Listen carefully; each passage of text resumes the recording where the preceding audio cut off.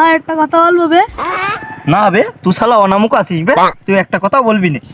আরে ভাই তুই এখনো 2025 সালে পড়ে আছিস, এটা 2026 সাল রে। কোনো অনামক বলে কিছু হয় না।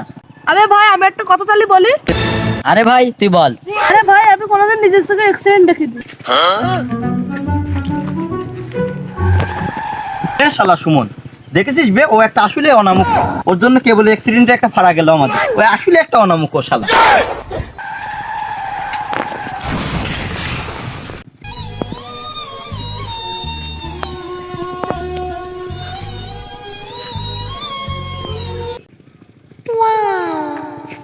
আবে ভাই তোমরা এখানে কি করছো?